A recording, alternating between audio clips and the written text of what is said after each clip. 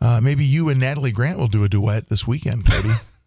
It could happen. There have been no conversations about that. Just spring it on her. See what happens. Be like karaoke duet. I would not do that. With Hall of Famers.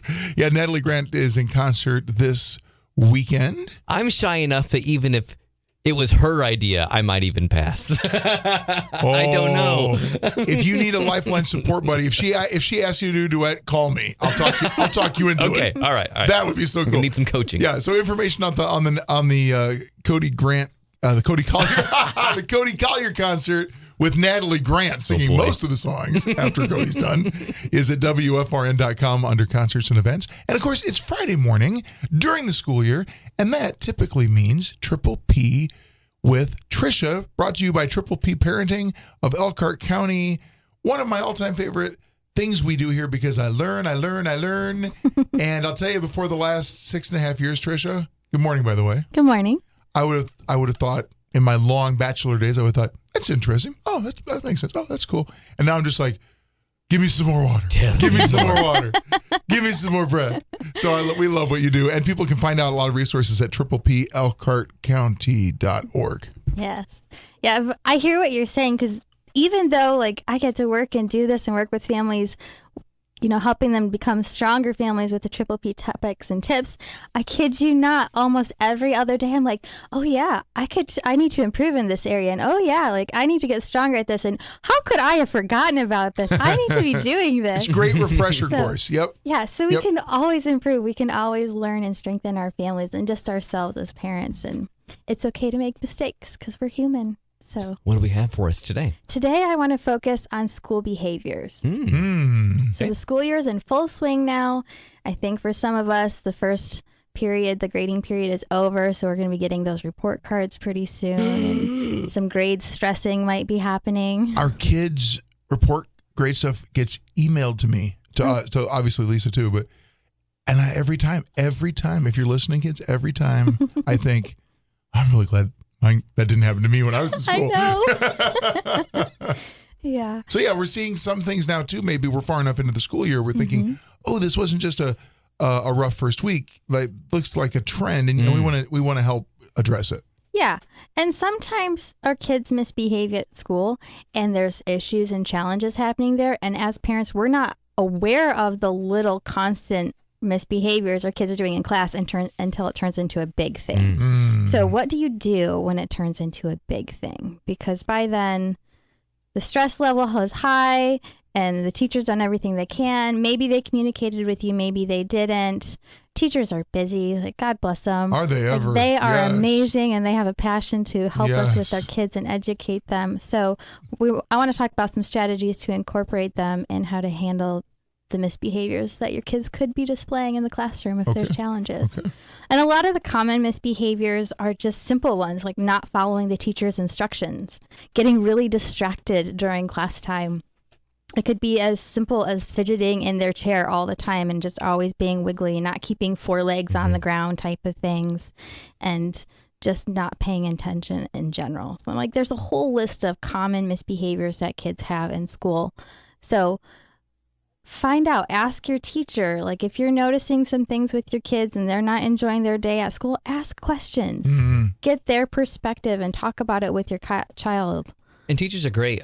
We had a conference not long ago, and I was shocked at how knowledgeable my child's teacher was about my child. I was like, wow, she's really paying attention to my child. I mean, she's likely doing that to every child too. That's pretty amazing. So they will know. Yes. They've been watching. Yes. Especially for the younger ages, they have your child all day long. Yeah. They share them only briefly for lunchtime and very select classes. So they have them for the majority of the day. When I sometimes over the years talk to someone and we're talking about our grade school teachers, and they're like, I don't really remember who I had. And I'm like, how can you not remember? They were the only adult in the room with you all day long for an entire year of your life. Yeah. I vividly remember all of my teachers from every year, and I appreciate them, and I'm so thankful for them. And so this is good stuff. Yeah, so I encourage you, use them as a resource and tag team with them to empower your child to succeed to the best that they can. Because when you're working as a team, things usually go stronger and you back each other up so things become really consistent from in school and at home. So talk with your kid about the challenges. If they've been misbehaving at school, try and have that objective conversation, just asking them questions, getting their viewpoint on the problem. Why do you think you're always fidgeting in class? Why can't you sit still? What makes you move around so much? What do you feel like? Like, what are you doing to move around that's so distracting? Yeah. Ask them questions and then ask them for solutions, even if they're little ones. Ask the kids. The kids? Yeah. Wow, okay, cool. So what could we do to help you stop fidgeting in class so much? That's distracting. And I use this example because I had to do this with my son because he wanted to comply to the teacher's rules and keep 4 legs on the floor for his chair, but he needed to move. Roman 7, baby. So he put the front 2 chair legs on the top of his foot, and he would rock himself like that. Oh, bless his heart. He was crying. So terrified me as a mom, though, because one day I noticed big, giant, black, quarter-sized bruises on the top of his bony little feet. So I'm like, oh, my word, what happened? Right. So, mom freak out moment there. Yeah, right. I've been sitting on my feet. Yeah. So it took me a little while to understand what he was trying to tell me until I actually had him show me. Right. So I'm like, okay, we have to fix this because that is going to hurt your feet. So I talked with his teacher. I'm like, can I have some sort of fidget for him? He needs to move. He's always needed to move. Like, what can we do together that's going to be acceptable in the classroom? So we were able to come up with a plan. The school had a separate little room where they had different fidgets that students could test and try to find the one that they liked. And that was acceptable for the classroom, that wasn't distracting to other students. How interesting. So that's what we did as a team, and it worked. Wow. Very cool. So that's where you go, you talk to the kids, you figure out okay, what do you think's going on? Do you have any ideas on how we could fix this? Fully remember, you're the parent, you're the adult, you can veto ideas, but get them engaged in problem solving. So when you go to the teacher, you guys kind of have a little plan yourselves, and then ask your teacher for the perception of their plan. Like you were saying, your kid's teacher is super observant. She knows a lot more about him than you thought. So get their input, get their perception. Again, try really hard not to be defensive when they go ahead and let you know about the challenges, because they deal with a lot of kids. They are for your all child. Day long. They are for your child. Absolutely. Yeah. and they are trying to help. And just take it. It's easy to get defensive when people are talking about your kids, but they're for your kids. That's why they went into the career they went in. And I got to say, the longer I live, in this 47 years of what I sometimes refer to as growing up, I have realized more and more, and a lot of folks do, but one of the greatest gifts in life you can give someone is to ask good questions and really listen and take it into account, whether or not you incorporate exactly what they say, whether or not you do exactly what they say, you care and you're listening, and people feel heard. What a gift. God's been telling me recently, he wants me to be a better listener. He wants me to take James 1:19 really seriously. That to be slow to speak and quick to listen.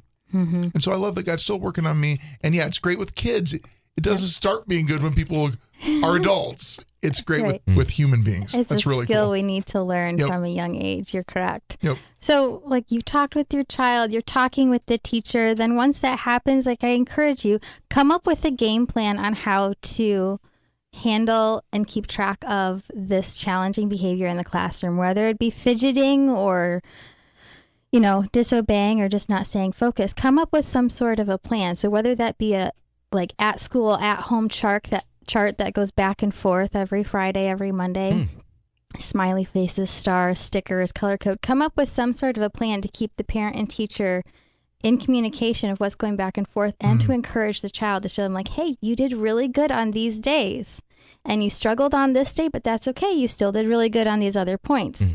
And figure out how to, maybe break the day into small chunks. So you've got from getting to school to more mid-morning recess, and then mid-morning recess to lunchtime, and then lunchtime to after school. So you're kind of dividing the day into smaller, more obtainable goals for your child to succeed at, because you want to encourage them and have those little successes quickly. Find victories in those moments, and then altogether it ends up at a whole day of victory. Right. Yeah. And if they start strong, hey, they have more chances to do well. They do. And if they start weak, they have more chances to do well. If they start strong, they can't coast. They can do well later in the day too. Yeah. And then I encourage you with this system, go ahead and plan some mini rewards, whether it be an extra story before bedtime or thumb wars with dad. Have some sort of mini reward to inspire your child to try harder at getting through that day. So to anyone listening who's thinking, I'm loving this, we need this, I like that, I like, what was that other thing that Trisha said? We know you're driving, you're starting your day, you're drinking, you're making coffee, and then you're cleaning up the coffee. We get it. So all of this and more, all these resources are online at PPLCartCounty.org. Yes. And also at your tremendous live events, which are phenomenal and frequent, and more often than not, include free childcare. Absolutely. Napanee right now has a whole bunch of things coming up, and we have Dealing with Disobedience coming up soon, October 21st, geared towards children for 0 to 12. It's 2 Mondays. Now, and then sometimes you're other places, but I love that you've got the cluster of Napanee events. Easy to get to at the intersection of for those who don't know, State Road 19 in western Elkhart County, crossing US 6. That's Napanee. Easy to get to. Great place. And that's where these events are. Yes. And they have lots of good activities for the kids to do, so they're not bored and just having daycare. So they're going to have fun things planned for them to do. Worth the trip. And we also have like a teenage-focused one, how to help your teenagers deal with their emotions. Like, that's a hot topic, too. Ooh. So come join us. Check out the website. Be standing room only. Yeah. Find us on Facebook to get more information. Okay. Trisha Lightfoot, thank you so much. Thanks for having me. Another edition of Triple P with Trisha in the books. And again, all this resources, the meetings, and so much more at PPLCartCounty.org.